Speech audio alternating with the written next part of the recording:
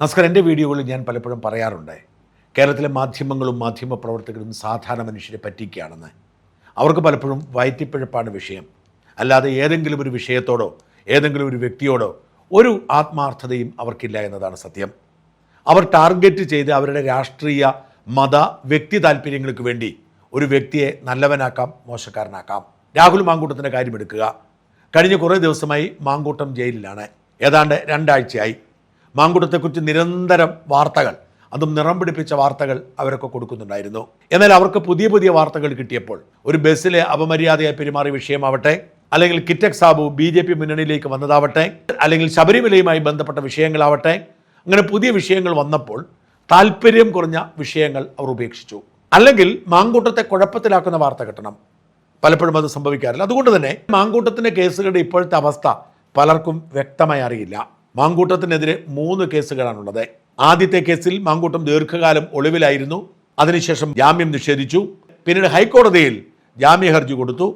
കോടതി സ്റ്റേ ചെയ്തപ്പോൾ മാങ്കൂട്ടം പുറത്തു വന്നു. അതിനിടെ രണ്ടാമതൊരു കേസ് രജിസ്റ്റർ ചെയ്തിരുന്നു. ആ കേസിൽ സെഷൻസ് കോടതിയിൽ തന്നെ മുൻകൂർ ജാമ്യം കിട്ടി. രണ്ടാമത്തെ കേസിൽ ഹൈക്കോടതി അറസ്റ്റ് തടഞ്ഞുള്ള ഉത്തരവ് നീട്ടിക്കൊണ്ടിരിക്കുന്നു. 3-4 തവണയായി അറസ്റ്റ് തടഞ്ഞുകൊണ്ട് ഉത്തരവ് നീട്ടുന്നത്. അങ്ങനെ സുരക്ഷിതനായിരിക്കുമ്പോഴാണ് മൂന്നാമതൊരു കേസിട്ട് രാത്രിയിൽ ഭീകരരെ പിടിക്കുന്നത് പോലെ മാങ്കൂട്ടത്തെ പിടിച്ചുകൊണ്ട് ജയിലിലടയ്ക്കുന്നത്. 2 ആഴ്ച ജയിൽവാസം പൂർത്തിയാകുന്നു. മാങ്കൂട്ടത്തിൻ്റെ ആദ്യത്തെ ജാമ്യാപേക്ഷ ഇന്നലെ പരിഗണിച്ചു. വിചാരണ കോടതിയിൽ തന്നെ മാങ്കൂട്ടം ജാമ്യം കൊടുത്തിരുന്നു. ജാമ്യം തള്ളി. സെഷൻസ് കോടതിയിലേക്ക് ജാമ്യാപേക്ഷ മാറി. അത് ഇന്നലെ പരിഗണിച്ചു. വിശദമായി തന്നെ വാദം കേട്ടു. മാങ്കൂട്ടത്തിൻ്റെ കേസിൽ ജാമ്യമാണ്, പുതിയ തെളിവുകളുണ്ട്, കേസ് ശക്തമാകുന്നു എന്നൊക്കെ പറഞ്ഞ് ഇന്നലെ രാവിലെ വാർത്ത വന്നെങ്കിലും ഈ ജാമ്യാപേക്ഷ കേട്ടതിന് ശേഷം ഒരു വാർത്തയും ഒരിടത്തുമില്ല. കാരണം കോടതിയിൽ നാടകീയമായ പല സംഭവങ്ങളും ഉണ്ടായി. മണിക്കൂറുകൾ നീണ്ട വാദമാണ് കോടതിയിൽ ഈ കേസിന് വേണ്ടി നടന്നത്. തിരുവനന്തപുരത്തെ പ്രശസ്തനായ അഭിഭാഷകൻ ശാസ്തമംഗലം അജിത് കുമാർ ആയിരുന്നു മാങ്കൂട്ടത്തിൻ്റെ വക്കീൽ. മാങ്കൂട്ടത്തിൻ്റെ വക്കീൽ ഈ കേസിലെടുത്ത ഒരു പ്രതിരോധം അല്ലെങ്കിൽ ഡിഫൻസ്, മറ്റ് കേസുകളെക്കുറിച്ച് എനിക്കറിയില്ല, ഈ കേസിനെ കുറിച്ചാണ് ഞാൻ സംസാരിക്കുന്നത്, മറ്റ് കേസുകളെക്കുറിച്ച് ഇവിടെ സംസാരിക്കേണ്ട എന്ന ധാരണയിലായിരുന്നു. പല കേസുകളുമുണ്ട്, തുടർ കുറ്റവാളിയാണ് എന്ന വാദമൊക്കെ തള്ളി ഒരൊറ്റ കേസിൽ മാത്രം, മുമ്പുണ്ടായിരിക്കുന്ന 2 കേസിലും ജാമ്യമോ നോട്ട് അറസ്റ്റോ ലഭിച്ചിട്ടുണ്ട്, കുഴപ്പക്കാരനായിരുന്നെങ്കിൽ അങ്ങനെ ലഭിക്കില്ലായിരുന്നു എന്ന് സ്റ്റാൻഡ് എടുത്തിട്ട് ഈ പരാതിക്കാരുടെ FIS ഫസ്റ്റ് ഇൻഫർമേഷൻ സ്റ്റേറ്റ്മെൻറ്റ് പൂർണ്ണമായും വായിച്ച് വിശദീകരിക്കാനാണ് ശാസ്തമംഗലം അജിത് ശ്രമിച്ചത്. അതായത് ആ സംഭവത്തിൻ്റെ ക്രോണോളജി FIS-ൽ തന്നെയുണ്ട്. പോലീസ് റിപ്പോർട്ടോ അല്ലെങ്കിൽ മാങ്കൂട്ടത്തിൻ്റെ അഭിഭാഷകനോ പറയുന്നതല്ല. ആ പെൺകുട്ടിയുടെ മൊഴിയാണ്, ഫസ്റ്റ് ഇൻഫർമേഷൻ സ്റ്റേറ്റ്മെൻറ്റാണ്, അതാണ് ഈ കേസിന് ആധാരം എന്ന് പറഞ്ഞ് ആ FIS മുഴുവൻ വായിച്ച് ആ ക്രോണോളജിയിൽ അതിൽ ഓരോ സംഭവവും വിശദീകരിച്ച് അത് അഡ്മിറ്റ് ചെയ്യേണ്ടതൊക്കെ അഡ്മിറ്റ് ചെയ്ത് നിഷേധിക്കേണ്ടതൊക്കെ നിഷേധിച്ച് മുമ്പോട്ട് പോവുകയാണ് ചെയ്തത്. കോടതി സസൂക്ഷ്മം കേട്ടിരുന്നു.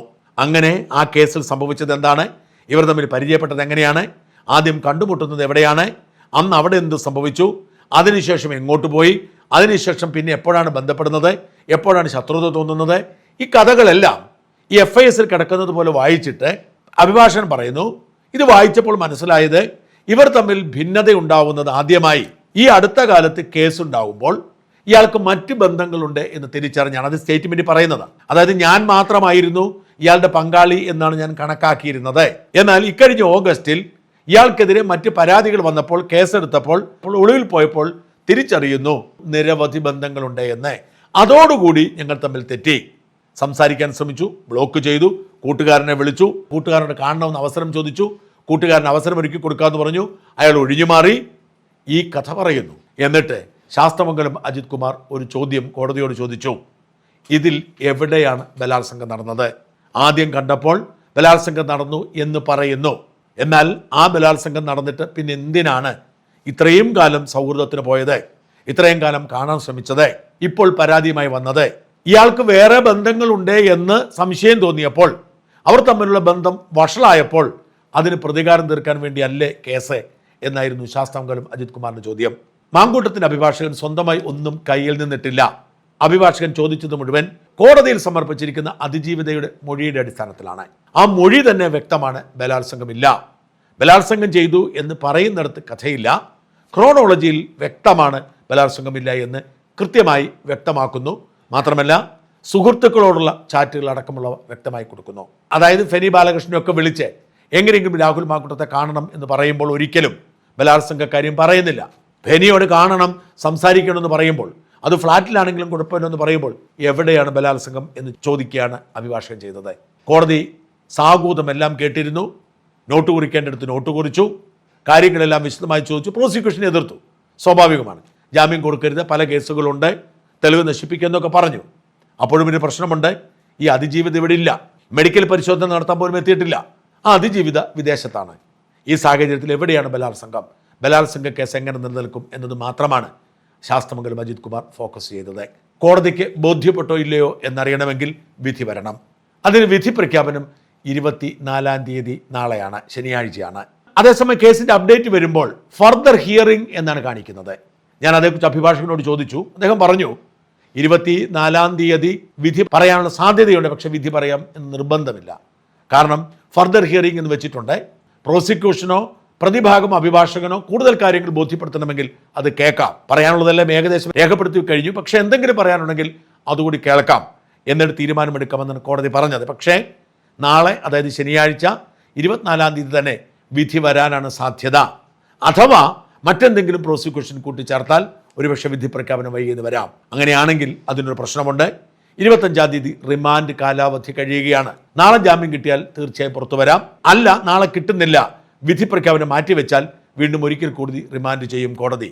അനമി മുൻകൂർ ജാമ്യം പരിഗണിക്കുന്നതേ ഉള്ളൂ. എന്നാൽ ഇപ്പോഴത്തെ സാഹചര്യത്തിൽ നിയമവൃത്തങ്ങൾ പറയുന്നു കോടതിക്ക് കാര്യങ്ങൾ ബോധ്യപ്പെട്ടിട്ടുണ്ട്, നാളെ ജാമ്യം കിട്ടിയേക്കുമെന്ന്. അങ്ങനെയെങ്കിൽ രാഹുലിൻ്റെ 3ാമത്തെ കേസിലും ജാമ്യമാകും. രാഹുലിന് മേൽ പുതിയ കേസുകൾ ചുമത്താൻ പോലീസിന് കഴിയുന്നുമില്ല. 1ാമത്തെ കേസിൽ അതിജീവിത ഹൈക്കോടതിയിൽ കക്ഷി ചേർന്നിട്ടുണ്ട്. ഹൈക്കോടതി പറയുന്നത് ഇയാൾക്കെതിരെ 10ഓളം പീഡന കേസുകളുണ്ടെന്നും ഒരു പോക്സോ കേസുണ്ടെന്നുമൊക്കെയാണ്. എന്നാൽ തെളിവ് എവിടെ എന്ന ചോദ്യത്തിന് ഉത്തരമില്ലതാനും.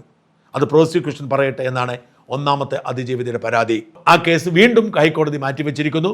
ആ കേസിൽ നോട്ട് അറസ്റ്റ് തുടരുന്നു. അപ്പോഴാണ് 3ാമത്തെ കേസ് വന്നിരിക്കുന്നത്.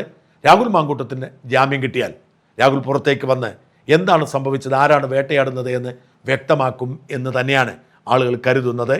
അതിനുവേണ്ടിയുള്ള കാത്തിരിപ്പിലാണ് രാഹുലിനെ പിന്തുണയ്ക്കുന്നവർ.